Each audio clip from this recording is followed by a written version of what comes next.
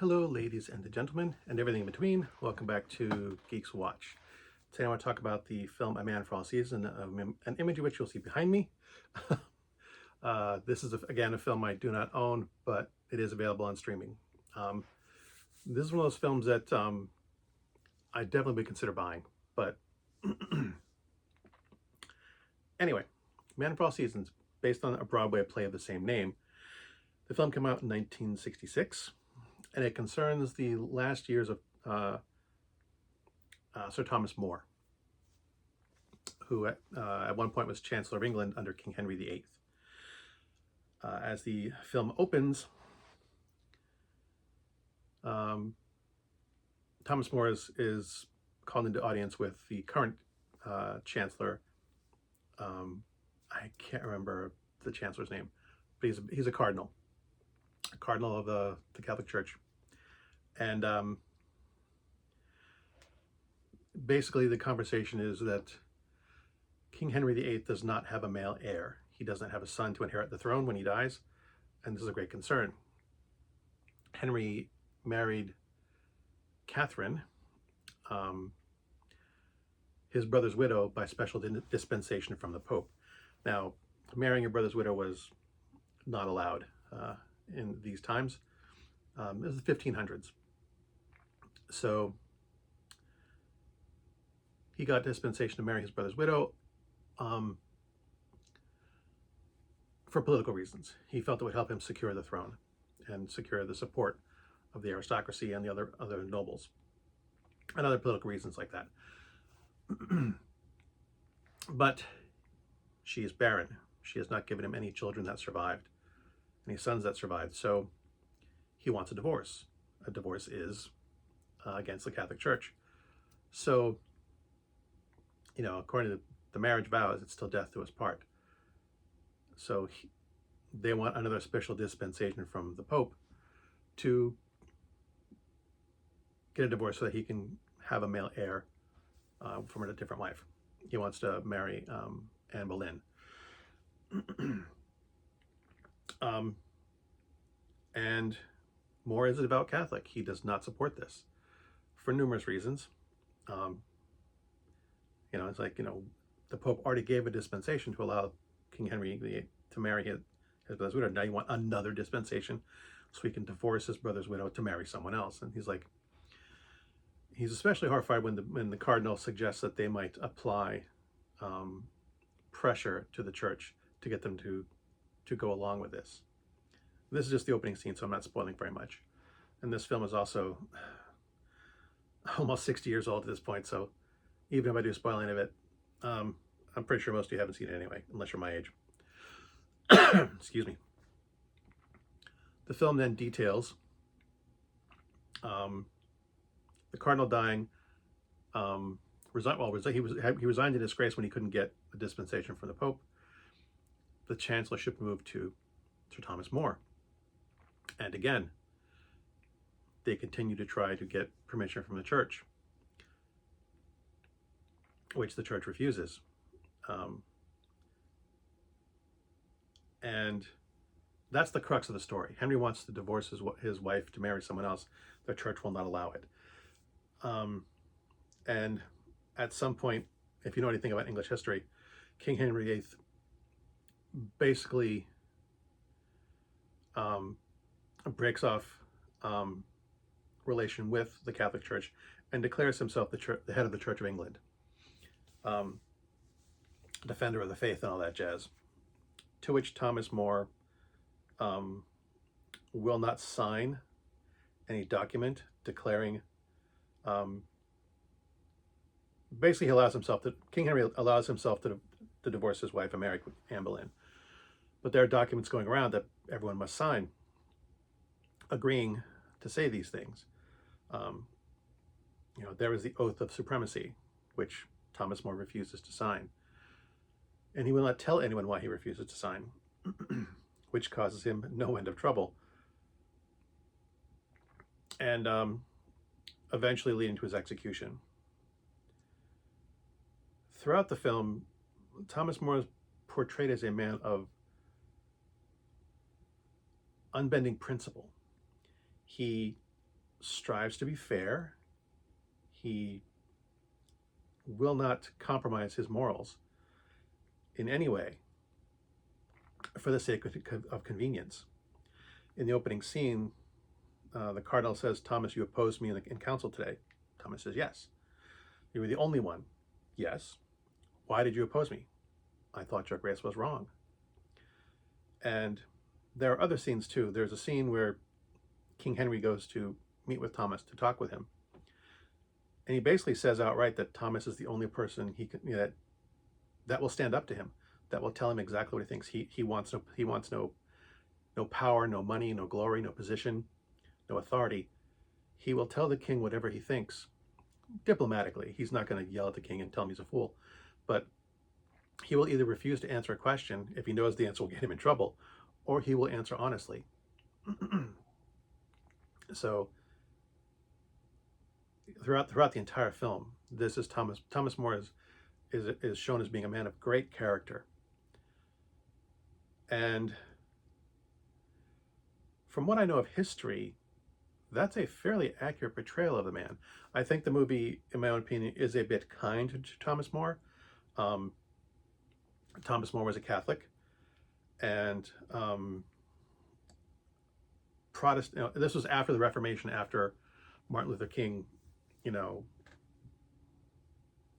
declared that the Catholic Church didn't have absolute authority, and Protestants were considered heretics, and heresy was a crime. And Thomas More did burn heretics at the stake. Only 6 times, if that makes it better. And Thomas More did express regret for having to do so, but it was the law, and he followed the law to the letter, if not always the spirit. But Thomas More was, like I said, I think the film was very, very kind to Thomas More, although it didn't have to stretch it too much to make it that way. I think it was otherwise a fairly accurate presentation of Thomas More, and which is it's unusual to find a man of such principle in any time. Thomas More stated as being the only one who refused to sign the oath of supremacy. That may have been true of the nobles and the politicians and the aristocracy. He was not the only person in England who refused to sign. He was not the only person in England who was executed for refusing to sign. He is simply the most famous person who did so, and he's the only one that they have plays about and films about. When this film was released, it was a critical success. It was made on a very tight budget. Almost all the actors took pay cuts. There was one actress, I can't remember her name. I think was it Ava Gabor? Some famous actress actually had a cameo in the film, and she did it unpaid, simply for the fun of being involved in the project. I think only Orson Welles plays the cardinal in the beginning. I think Orson Welles and only one other actor got like, I'm not sure if it was a full paycheck, but they were paid like $10,000, which in 1966 was a good chunk of change. Most of the other actors made like $2,000 or $3,000 for the making of this film. On a $2 million budget, this film made over 28 million in the U.S. alone. Again, this is in 1966 dollars. This film was a huge success. It was the 5th highest grossing film of the entire year. It is also considered to be one of the greatest films of all time. And I cannot dispute that. There is, in my opinion, not a single wasted ounce of dialogue, not a word of dialogue that is wasted, that does not express Moore's character, show his character, and the ease at which the people around him bend to the whims of politics. He is the only man to stand fast to his convictions in the film. There's at one point during the film, there's a young man who wants to marry his daughter, but he's a Protestant. And while he likes this young man, he refuses to allow this young man to marry his daughter because he is a Protestant.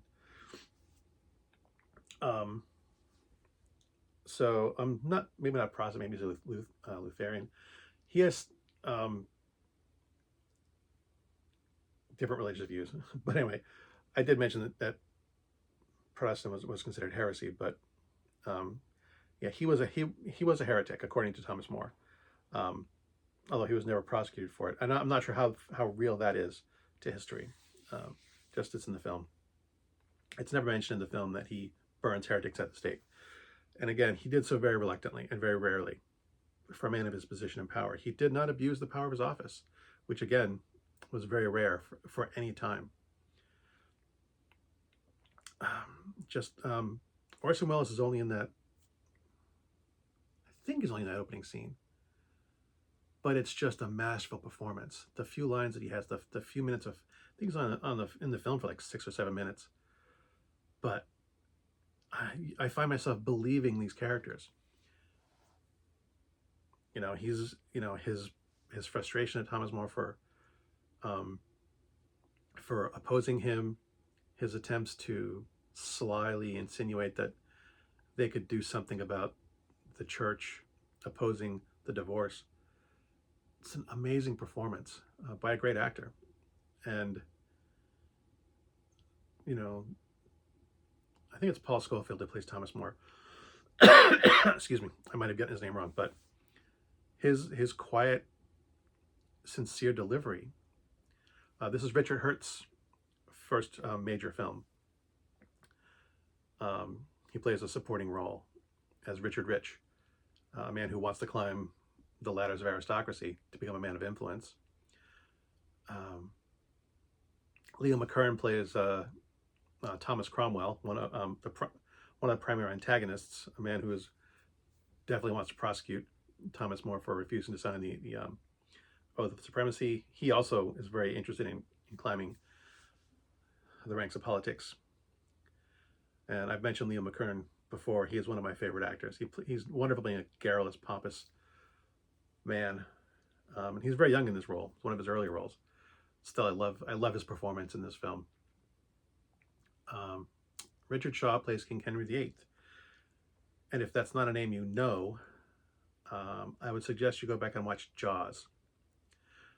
Shaw plays Quint, the shark hunter in Jaws, and he plays King Henry, and his performance as King Henry VIII and this is great as well. When he goes to speak to Thomas More, when he tells Thomas that he's the only person he can really trust, but he bounces back and forth between cajoling and threatening and arrogance, back and forth within the scene, and it seems very natural. He plays King Henry VIII as a man who is used to getting his way, and in spite of all the fact that he says he respects Thomas More for telling him the honest truth, he's not used to people telling him no or disagreeing with him. He is used to everyone doing whatever he says. So his performance as Henry VIII is also excellent.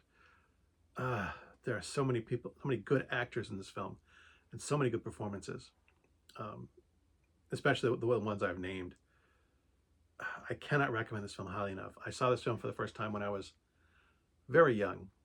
Granted, it came out in 1966, so I would have been very, very young at that time. I couldn't have seen it, but I remember seeing it. I don't think I watched the entire thing. I remember coming upon it. I've mentioned the Channel 10 that the PBS station did like their funding drives to try and raise money, and I think this was playing during one of those, and I came upon it partway through, towards the end. But there's just a couple of scenes that just stuck. All these years, it stuck with me. Just how good the performance is, and how quiet and reserved and dedicated Thomas More is, and how greedy and power hungry the people who oppose him are. Even as a small boy, like I said, I couldn't have been more than like 10 or so when I saw this for the first time. And even then, again, only saw the latter third of it, I think.